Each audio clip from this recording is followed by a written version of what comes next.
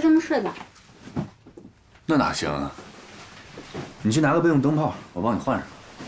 没有备用的。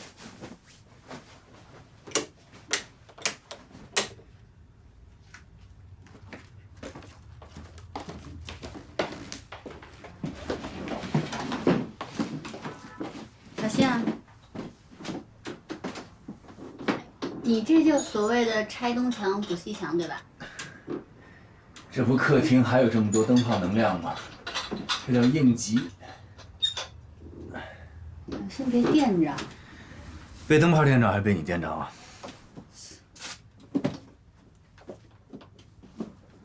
走吧。你不会是有强迫症吧？你们家怎么连个备用灯泡都没有啊？我妈节约呀，晚上基本上都不开灯。你不会是怕黑吧？哦，当然不是了，我只是习惯家里的灯都是能用的。那你小时候肯定经常自己在家。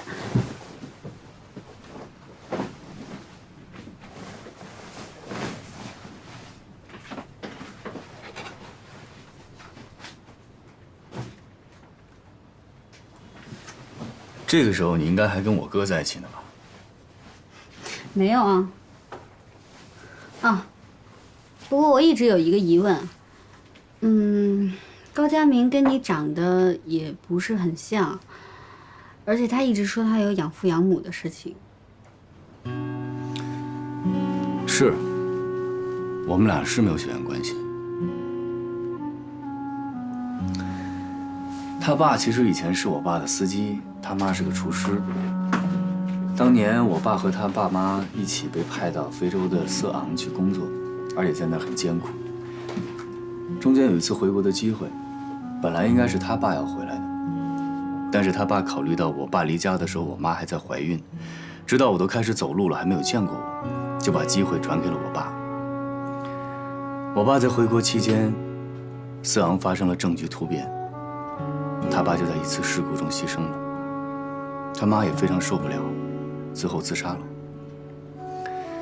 然后他们家就剩下年迈的爷爷奶奶住在农村，也没有抚养的能力，所以我爸就把他接到了我们家。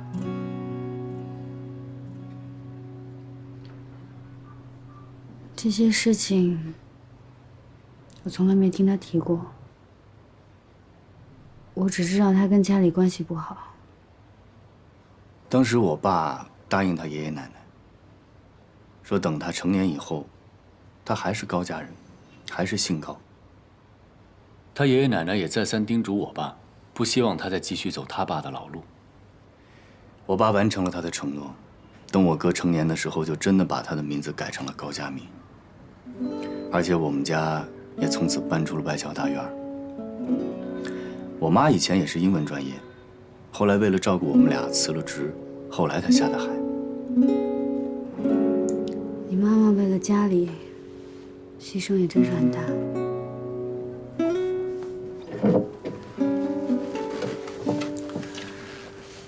我哥18岁那年，一心想要报考法语专业，我爸当时就拒绝了。从那时候开始，他们俩的关系就出现了问题。我爸的脾气跟他一样倔，跟他商量都没商量就把他的志愿给改了，俩人从此闹翻了。我爸在一气之下就告诉他了真实的身份，我哥非常受不了，他一直觉得是我爸害死了他爸，而且破坏了他的理想。我现在都记得他当时那张脸，充满了愤怒，全是愤怒。自从我哥知道了他的真实身世以后，就一直在愤怒的状态。我还记得有一次我们一家人去墓地祭拜高叔叔，我哥当场宣布从此不再管我爸叫爸了。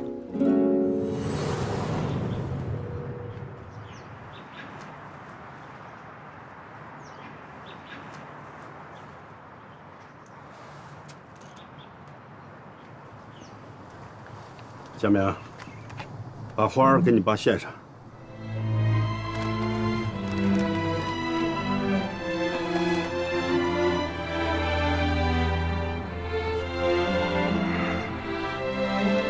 高瑞，我把佳明带来了，他18岁已经成人了，我没有食言，完成了你的嘱托。你放心，我已经把事情的原委和派出所管户籍的同志说清楚了，马上就可以给他改名，让他改姓高。我这次带他来啊，也是让他认祖归宗。佳明这孩子学习成绩很优异，学医是一点没问题。我记得你以前说过，你最大的希望就是儿子能做一名医生。你的心愿马上就能实现了。思远，你带孩子来干嘛说那么多呀？让佳明跟他父亲说说。啊，好。佳明，和你爸说说话，啊。佳明，跟你爸爸说说心里话吧。啊，过来。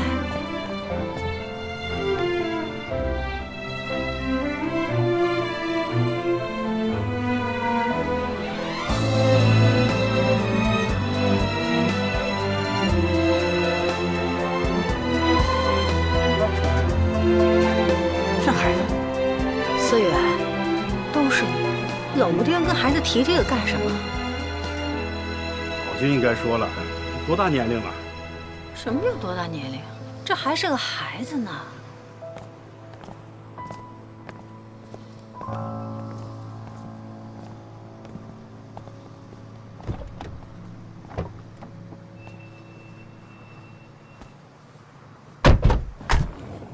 佳明，千万不要有压力。学艺是很难的，但是以你的成绩，一定是没问题的。谢谢阿姨。你叫我什么？阿姨呀，谢谢你和程叔叔把我养大，不似亲生却胜似亲生的对我。你怎么说这种话呢？我怎么不能说这种话？你们把我养大，不就是为了对我爸的承诺吗？我替我爸谢谢你。哥，你别这样。程少爷，千万别叫我哥，咱俩没有血缘关系。我觉得佳明是被突如其来的消息给伤害到了。长大以后我才知道，我哥一直以为我爸妈是因为责任在抚养他，对他并没有真正的爱。我爸在这件事情上也处理得非常草率，他们那代人只知道完成对别人的承诺，但并没有顾及到我哥的感受，所以他的想法我们是无法理解的。我记得有一次我哥跟我说过他的真实想法，他说他终于明白为什么我爸一直对他这么严厉，而我妈对他这么宠爱了。所以你爸爸妈妈真的是这样吗？我感觉你对他挺好奇的。也不是，我觉得他这个人很难猜透。他做事有点偏激，就是如果他一直付出的得不到回报的话，他就会突然变得很愤怒。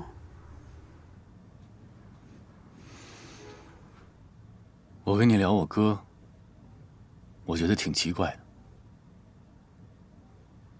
那你睡吧，我不打扰你了。哎，当年你为什么跟我哥分手啊？不管你相不相信，我当年真的没跟他在一起过。当年是我自己年纪小，不懂得拒绝。后来，我心里又很害怕，我就一直逃避，最后用了很不成熟的方式，也伤害了他。是我不对，你早点休息吧。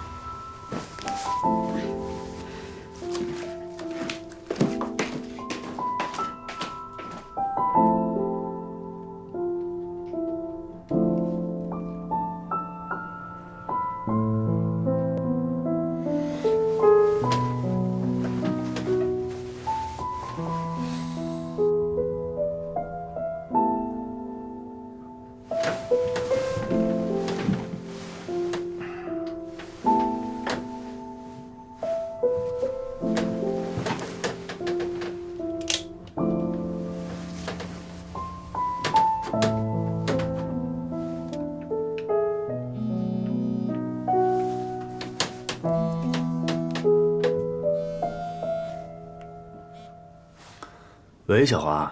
佳阳，你说话方便吗？方便，你说。我今天路过瓦莱州了，那个雪山你还记得吧？我想起你曾经跟我说过的话，在爱的路上，最大的过错是错过。我当然记得了，前段时间我和乔飞还一起去过呢。乔飞？前段时间我们单位有外事支援，我和乔飞一起去的。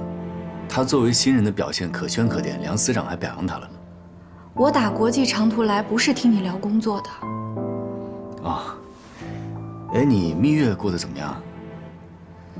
就那样吧。对了，佳阳，我寄给你的书，你看了吗？我还没看呢。哦，那你赶紧看吧，看完，你跟我说一下你的读后感。好。那先就这样吧。好，那你保重，拜拜。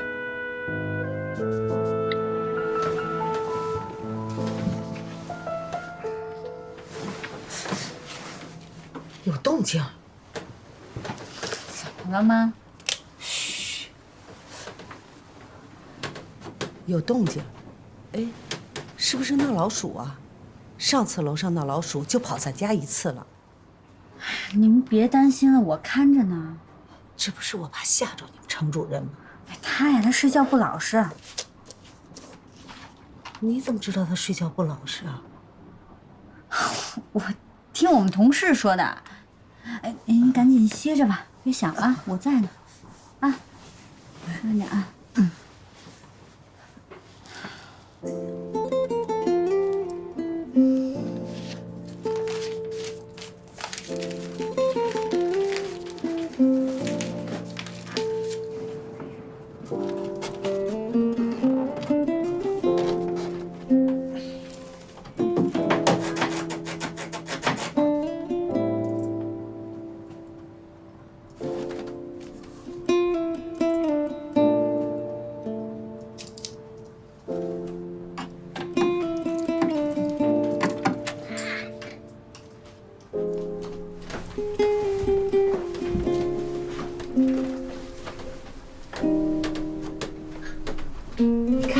我说有老鼠吧？怎么办？会不会咬人呢？咬人倒不会，我怕把你们程主任的衣服给咬了。我最怕老鼠了，妈。没事儿，我不怕。喂！你们还没有睡啊？你还真是离不开卡通睡衣啊！你房间有老鼠？没老鼠，是我睡不着。睡不着你看书吧，书架里面有书。走了。晚安。哎，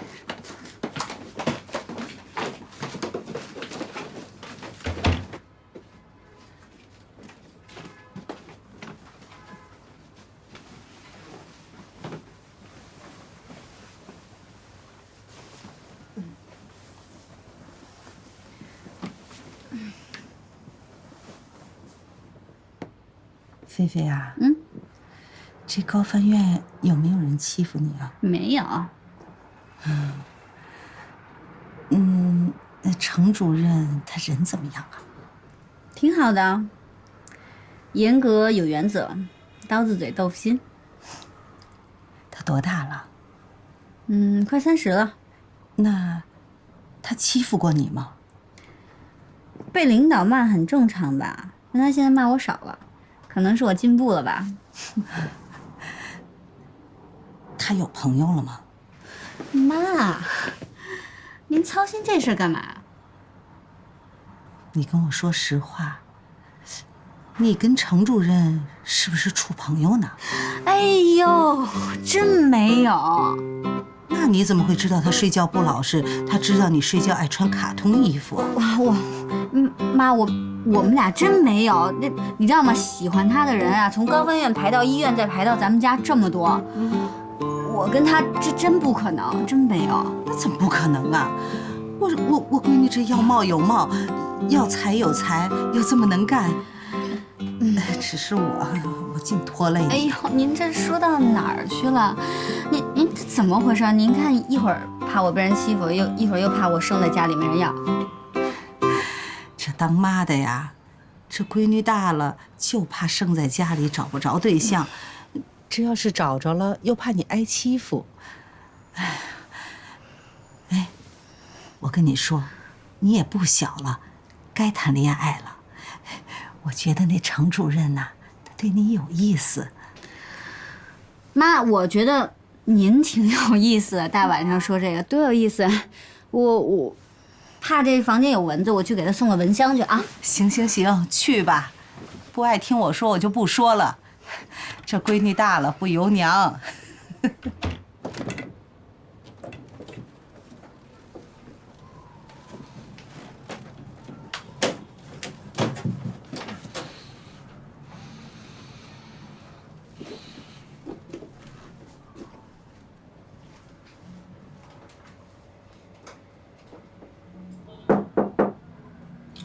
进来啊！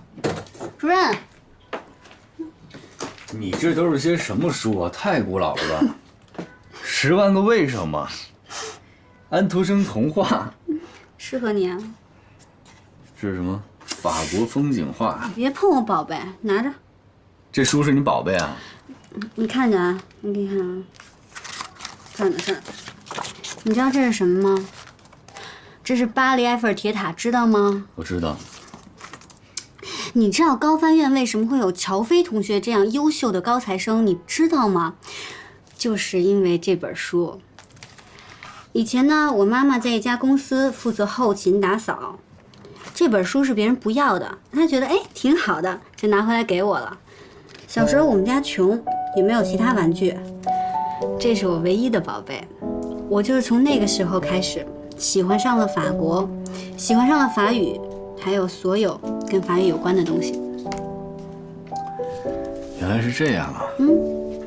我还以为你是因为喜欢 LV 才学的法语呢。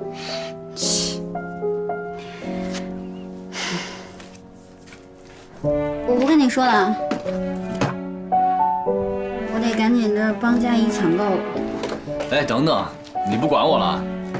早点休息。你这有没有一些靠谱的睡前读物啊？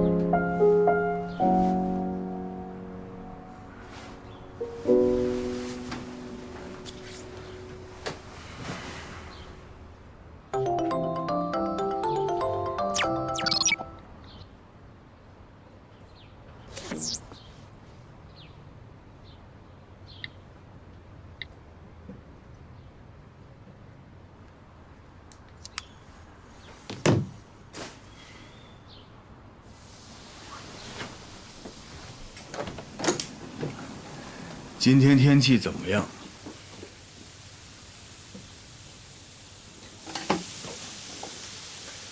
做什么呢？这么香。你饿就先吃一个吧，豆浆在保温壶里。不用了，等大家一起吃。你今天记得买备用灯泡啊。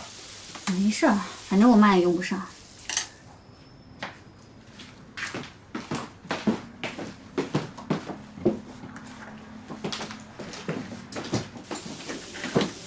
程主任，你审核一下吧。你还真烦啊！那不然还假翻啊？你先出去吃一个吧，吃完了你就可以回去忙了。菲菲，我先去买菜去了啊。哎，你别动了，我去吧。没事儿，2步路。我陪光你去。你不急着回去啊？手机提醒高速有误。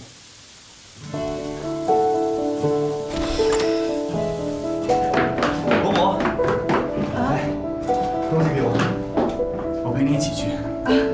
好，走。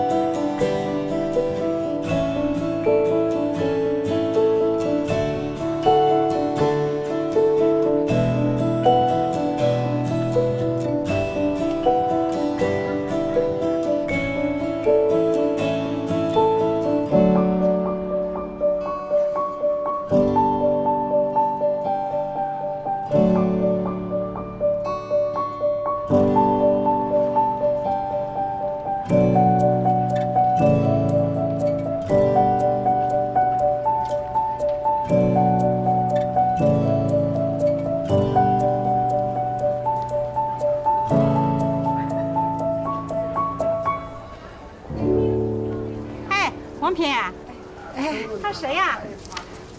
是你女儿带来的男朋友啊？不是不是，是我女儿同事。同事，一大早陪你买菜，他买了那么多洗洁精，够用半年了。小伙子挺高挺帅的，一表人才，还会买东西。我们这住了几十年的老邻居了，他们就爱凑个热闹，你可别见怪啊。没有，阿姨好，阿姨好。小伙子啊，乔飞是我们看着长大的，你找了乔飞啊，等于就摸着大牌了。走吧。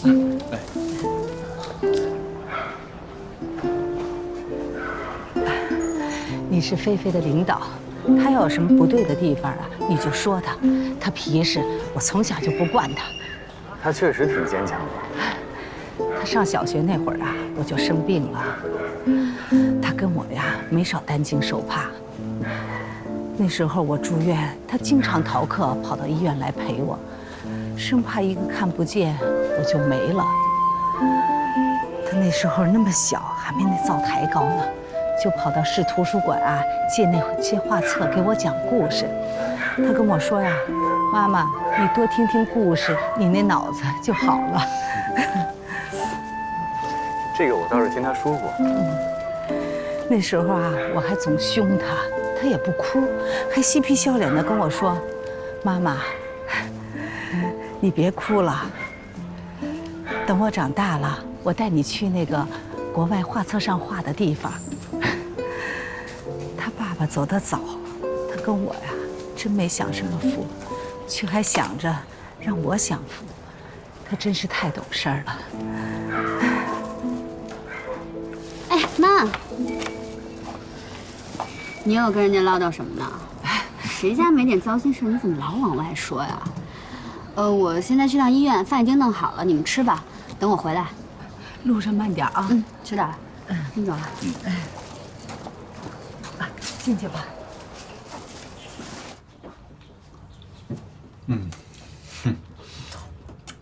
哎呦，吃的是不是有点太多了？不多，这哪多呀？多吃点好。你再吃点。不吃了，不吃了。伯母，我来吃吧。正好我去试试那个立白洗洁精。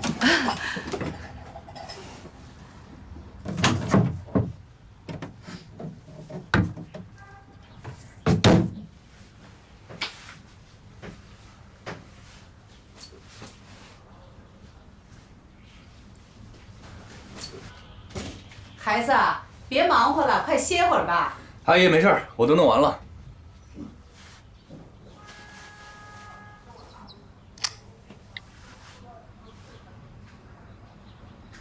喂，李来，最近院里有什么新情况吗？你赶紧回来吧，主任都急疯了。还请假？行，我尽量跟主任说吧，但他同不同意我可不知道啊。是陈江阳电话吗？啊，拿来，我来跟他讲。挂了。这2天算他旷工，我没准他假。主任他是帮乔飞请假，乔飞母亲不手术吗？说手术一完，立马回来跟院里解释那个拘留的事儿。他是乔飞的代言人还是经纪人呢？你找哪位？看来我找的人不在。程家阳出差了。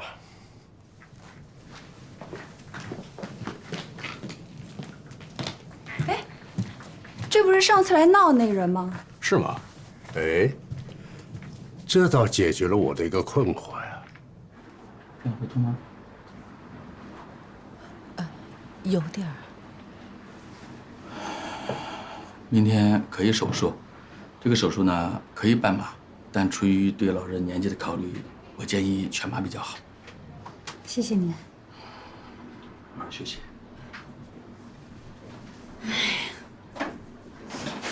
终于可以手术了，绑了1个礼拜，我这又木又痒。你这手术完了还得继续休息呢，你这可是大手术，你得好好养着。我争取报道完了就回来陪你。不行，不许回来。我和你姑姑商量好了，她和你小姨轮流过来照顾我。单位领导那么重视你，你一定要好好工作，好好听程主任的话啊。知道了。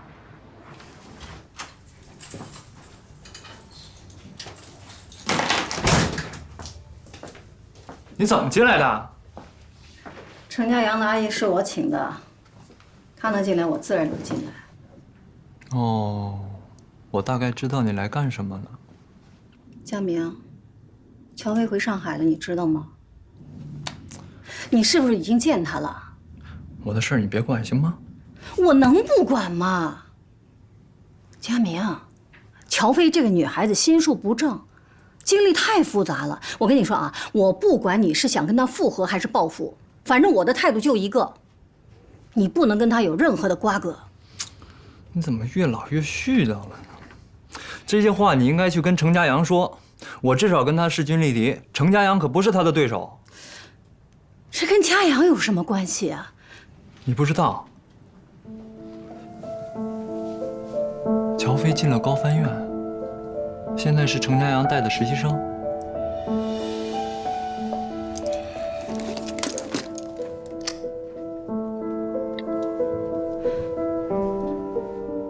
哎，金宝，是我，你现在放下手里的活，马上帮我查一下，那个乔飞是不是进了高帆院，还在家阳的手下？哎，好，什么？哎，我说你这么吃惊干嘛？不是我比你还震惊啊！行了行了，你赶快查吧，给我答复啊。查吗？查吧，让金宝舅舅好好查，查到了再让他送笔钱给人家，拆散他们。佳明，说到送钱，你还真得谢谢我。当初就是我给了他这笔钱，你才能看清这个小女子到底什么真面目。这个孩子，佳明，别看你个头长得高高大大的，心底善良，太单纯了。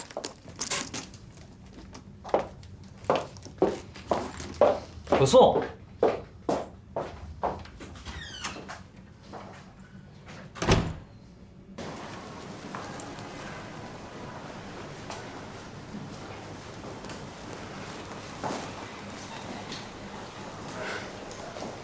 你不回去真的没事吗？没事儿，我已经跟田主任汇报过了，他让我陪你到手术结束。医生，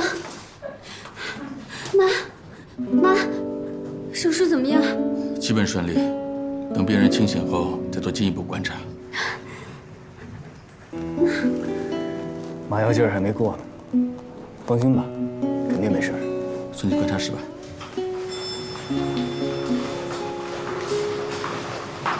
姐，我跟高帆院打听了，这乔飞啊分数不高，还进了实习生了，还不知道怎么回事吧？哎，就分给家阳带了。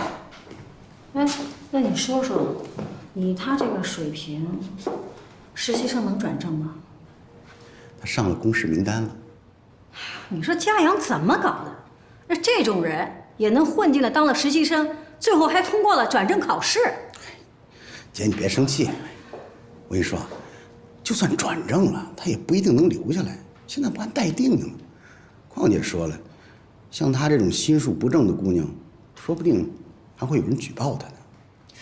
高翻院，这高翻院是什么地方啊？是能被他这种人弄得乌烟瘴气的吗？啊？那个，姐，我还得说个事儿，我说了你别生气啊。你觉得我现在还不够生气吗？说吧。佳明啊，好像知道乔飞回来了。那个他新搬的地方你去过吗？我去过。我是在查乔飞的时候发现的，佳明住的那个新地址啊，就是乔飞住的那小区。我担心啊，佳明是知道他住那儿，故意搬过去住的离他近的。那你说我能怎么办啊？佳明他现在长大了，翅膀硬了，根本不听我的劝，我能拿他怎么办？姐，你跟他说让佳明搬出那小区呗。你从小看着佳明长大的，他能听我的劝吗？我现在担心的是，这个女孩为什么又回来了，偏偏回到上海？我觉得她回来就是冲着佳明的。她进高翻院就是为了接近佳阳，她肯定知道佳阳就是佳明的弟弟。哎，不，佳阳这个孩子，我很放心，他对的人是有辨识能力的，不像佳明，他从小跟我对着干。现在关键的问题是绝对不能让这个乔飞再接近佳明了。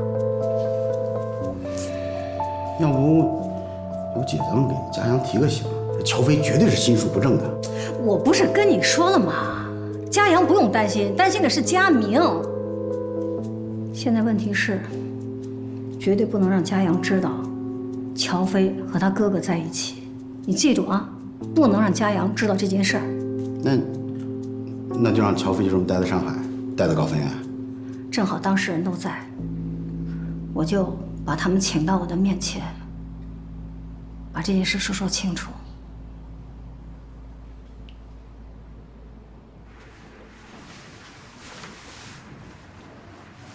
这个钱怎么能省呢？护工是一定得请的。尿管、尿袋，你会用吗？我觉得我特别没用，陪我出去走走吧。好。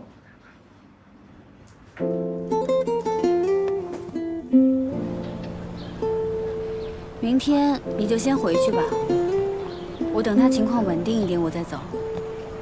这些你都不需要考虑，你现在需要的是休息，你太累了。我真怕我一休息，就再也不想往前冲了。我陪着你啊。你不用陪着我。之前是我太天真了，以为自己能解决所有的问题，没想到我成长的速度根本赶不上妈妈变老的速度。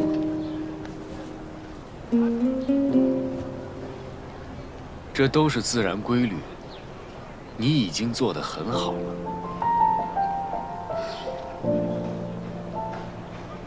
那天你告诉我通过了转正考试，我心里面并不是很开心，我反而一下变得空落落的。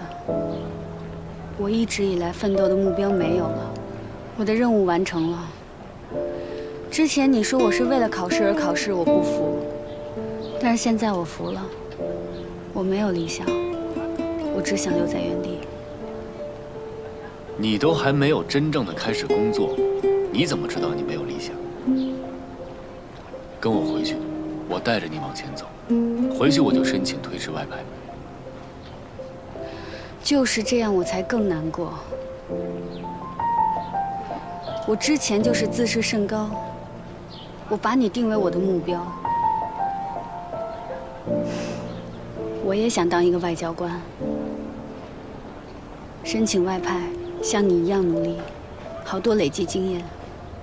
这个目标很适合你。你是有翻译天赋的，你不能浪费你的才华。你真的觉得我有才华吗？可是我现在这种情况，就算有一天真的申请外派了，我能放心的去吗？我只要2天不开手机，我就不知道我妈妈会发生什么样的事情。我之前一直觉得，只要我努力，我就能把所有的事情都做好，我都能解决。现在想起来，我真是大错特错。这些全部都是外在问题，一切都可以想办法解决的，而且伯母的身体一定会越来越好。你不要这么极端，悲观起来就觉得所有的困难都无法解决，乐观起来又觉得你能成为一名优秀的翻译官。你记住，现在你不是一个人在战斗，我是你的导师，我会陪着你一起克服困难。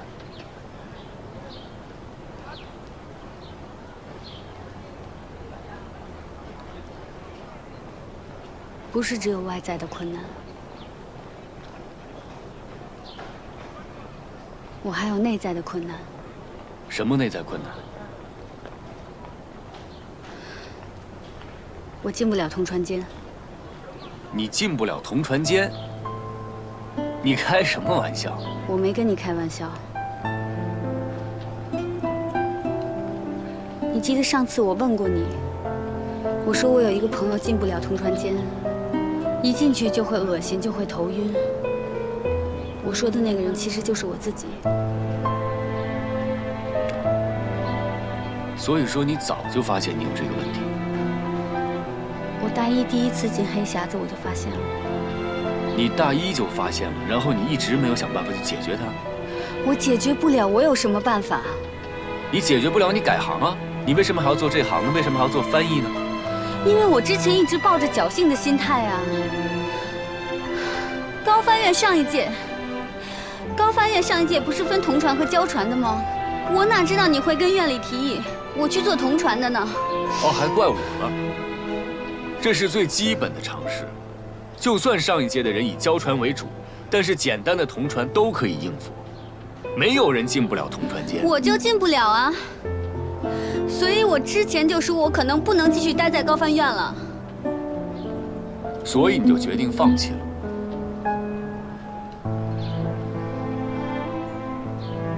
看来你跟我想的一样，你就是一块扶不上墙的烂泥巴。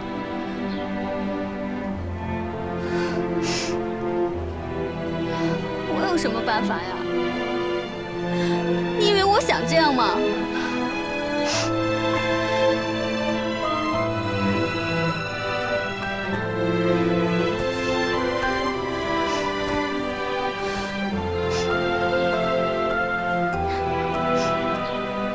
把眼泪擦了。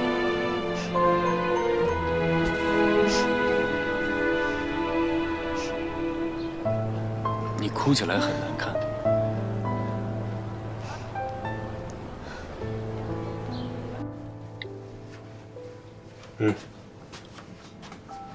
别打了，他出差的，闲了会打给你的。哎呀，我说你真是对两个儿子一点都不关心。抚养成人，大学毕了业，都有各自的事业，你还要怎么关心？哎，你记不记得8年前那个佳明处过一个女朋友？他要去瑞士深造的时候，我想见见这个女孩。嗨，可是这女孩说她妈病了，我当时给了她10万，哎，人跑了，从此就无声无息。他一天换一个，我哪记得住？这佳明还真有不少的女朋友，但就这个我记住了。他那么多女朋友吧，他不往心里去，包括小华也是。唯独这个，他的态度可真是不一样。他走的时候还说让我去看一看，哎，我就跟他聊了，我说这试探一下他吧。他特认真，把照片都拿出来给我看。我当时一看，还真的蛮喜欢他。你说重点。说什么重点啊？跟我打什么官腔？这不是家里吗？我在跟你说儿子的事。行，随便说。后来我让金宝去接他，我就是想见见这个姑娘，请她吃个饭。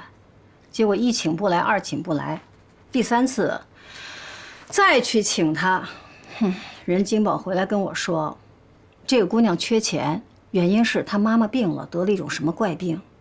那我一听，为了自己的儿子，就给她撂下10万块钱呗。对吧？再说佳明换专业也是为了这个女孩。那就是说，这个人拿着钱跑了，你还没见到这个人呢？我见过一次。我明白了。你拿的钱落到谁的手上，你不知道。我知道，我给金宝了，让金宝给那女孩送去了。小楚啊，那个当初小泉欠赌债那个事儿，你知道吧？有这个事儿吗？金宝啊，当时跟我保证，啊，他能管住小泉，他要再去赌的话，就把他的手剁了。我没跟你说，我给了他2万。什么意思啊？没有证据，我什么也判断不了。不过我就知道金宝的儿子走过弯路。啊，当然现在没事了。哎，我的意思是说啊，无凭无据的，你随便说一个姑娘，不合适吧？好，那钱的事儿咱们不扯了。但你现在知不知道，这女孩在哪儿吗？在嘉阳的手底下当实习生呢。但是她有过前科，所以高翻院对她进行了调查。之前跟了佳明，现在又跟了嘉阳。我看她还真不是一朵什么白莲花。如果他有案底的话，他不会留下的。好了，你就别瞎操心了。我呢，会多关心2个儿子的。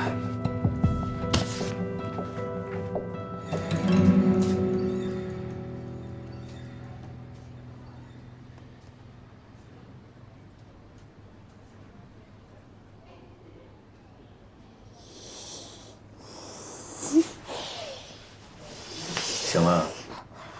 我怎么睡着了？昨天晚上你一直在哭，哭着就睡着了。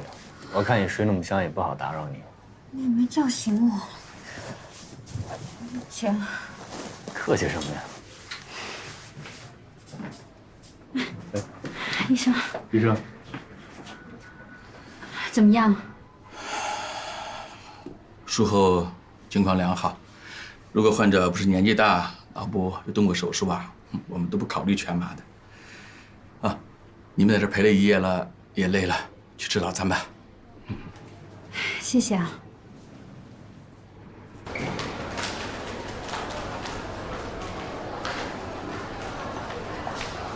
哎，你好，2个豆浆，2个煎饼果子。你要辣椒吗？不要。一个辣，一个不辣。我早就做。哎。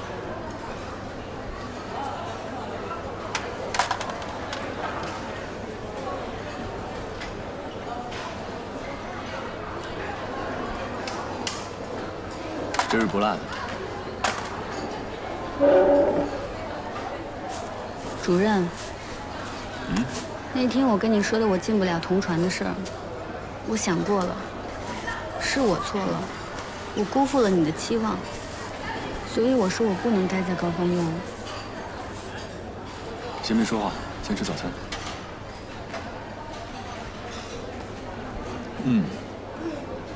好喝，还不错。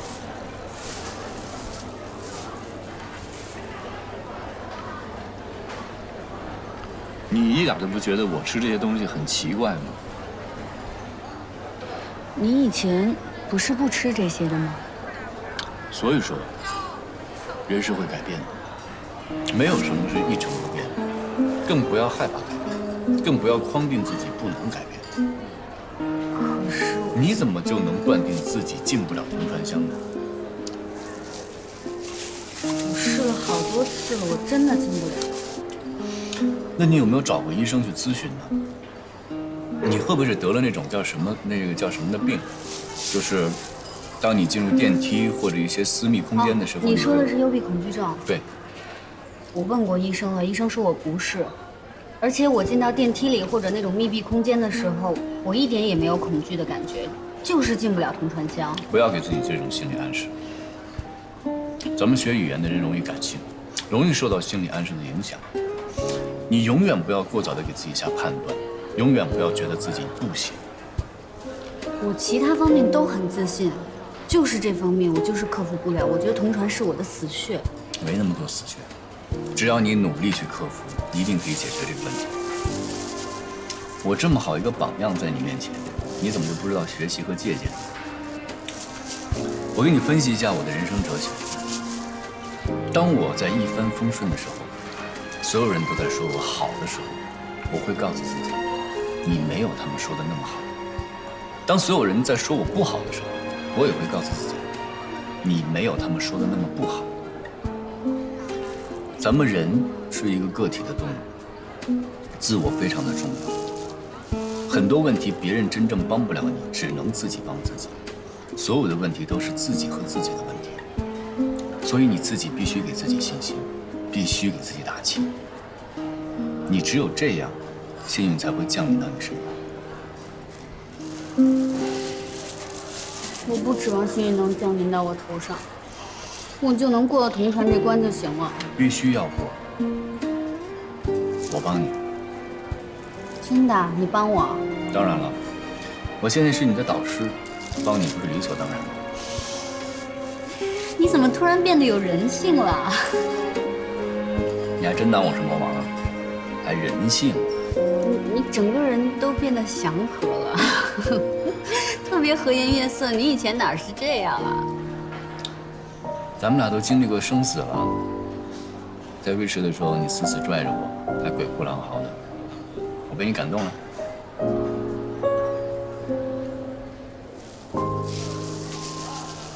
救命啊！快来人啊！救命啊！你醒醒，你醒醒！我喜欢你，我想跟你斗嘴。我已经习惯你每天跟我在一起了，主任。你当时不是昏迷了吗？对啊，真昏迷了吧？真的昏迷了。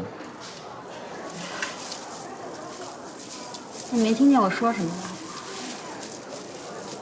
你说什么了？你说什么我没听见。我说好多骂你的话。哦，那我没听见。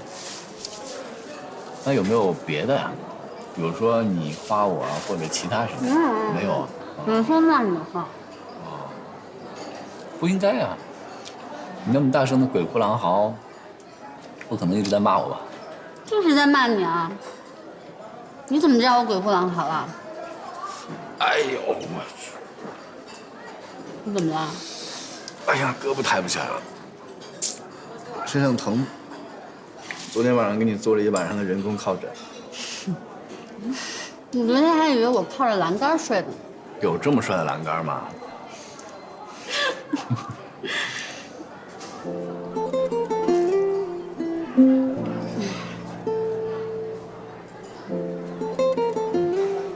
吃饱了吗？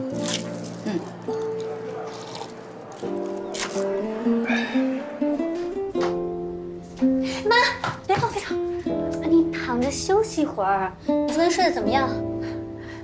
挺好的。菲菲，你去问问医生，我是不是可以出院了？你不能出院，你刚做完手术，你需要休息。我替医生回答你了。你这不走，程主任也陪你一块操着。你好好休息，其他的事情你不要想，我很快就回去了。菲菲，你不是答应妈，等妈一做完手术进工作去吗？妈，您躺好了，我现在就走，眼不见为净啊。哎，您躺好，乖，听话，我这就走。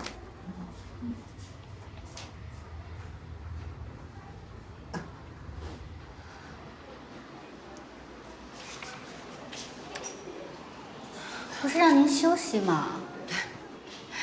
菲菲，你是不是有什么心事儿啊？没有。妈跟你说啊，今天下午你姑姑就过来了，你呢就安心的和程主任一块回去上班。佳阳，这么多年以后再次来到瓦莱雪山，我才意识到我关于过去的记忆全是跟你有关的。你说的对。在爱的路上，最大的过错就是错过。我之前一直对你哥有无望的爱，却错过了你对我的真心。佳然，我并不快乐，我在想念在瑞士的曾经。我开始憧憬，是不是还有未来？佳然，我想看看我们俩到底会不会错过，所以我写了这张字条。如果你那时说的愿意带我走还有效，我在6天后会坐以前回国经常一起乘的飞机回来。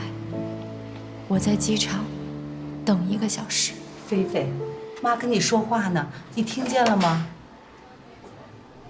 菲菲，妈，今天几号23号啊。怎么了？我去看看医生，怎么还没来？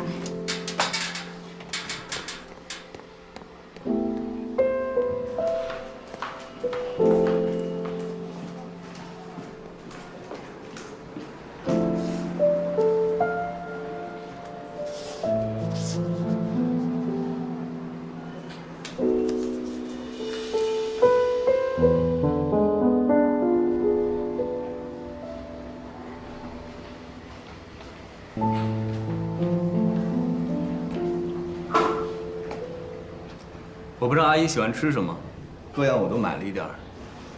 你就别管我们家的事儿了，有人该埋怨了。谁啊？我妈。你下午就回去吧。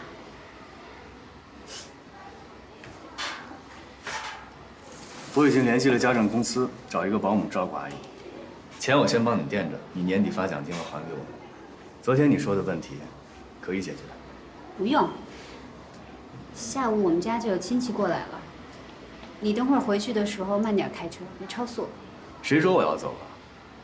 要走一起走，我可不能看着我带出来的唯一实习生轻易倒下。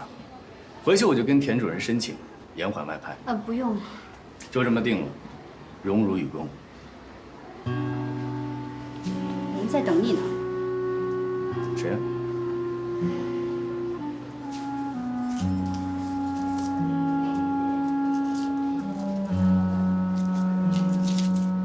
那书是文小华给你的吧？书里面加了这个。你等会儿坐火车回去比较快，车你就停在火车站，我找人帮你开回去，我就不送你了。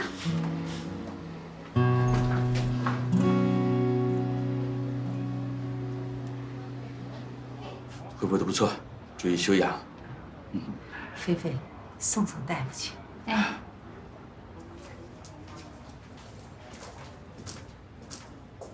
谢谢您。不用客气，有什么问题随时叫我。哎。